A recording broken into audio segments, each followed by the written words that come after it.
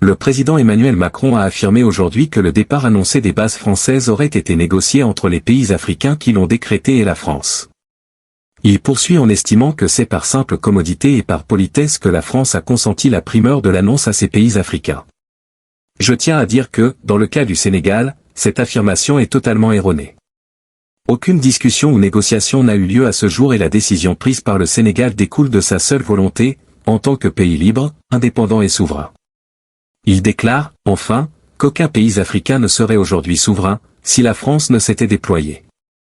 Constatons que la France n'a ni la capacité ni la légitimité pour assurer à l'Afrique sa sécurité et sa souveraineté. Bien au contraire, elle a souvent contribué à déstabiliser certains pays africains comme la Libye avec des conséquences désastreuses notées sur la stabilité et la sécurité du Sahel. C'est enfin le lieu de rappeler au président Macron que si les soldats africains, quelquefois mobilisés de force, maltraités et finalement trahis, ne s'étaient pas déployés lors de la Deuxième Guerre mondiale pour défendre la France, celle-ci serait, peut-être aujourd'hui encore, allemande. Le président Emmanuel Macron a affirmé aujourd'hui que le départ annoncé des bases françaises aurait été négocié entre les pays africains qui l'ont décrété et la France. Il poursuit en estimant que c'est par simple commodité et par politesse que la France a consenti la primeur de l'annonce à ces pays africains. Je tiens à dire que, dans le cas du Sénégal, cette affirmation est totalement erronée.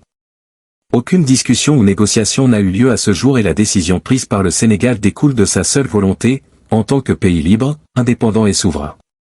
Il déclare, enfin, qu'aucun pays africain ne serait aujourd'hui souverain, si la France ne s'était déployée. Constatons que la France n'a ni la capacité ni la légitimité pour assurer à l'Afrique sa sécurité et sa souveraineté.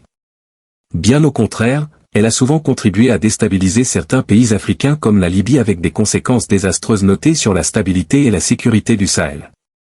C'est enfin le lieu de rappeler au président Macron que si les soldats africains, quelquefois mobilisés de force, maltraités et finalement trahis, ne s'étaient pas déployés lors de la Deuxième Guerre mondiale pour défendre la France, celle-ci serait, peut-être aujourd'hui encore, allemande.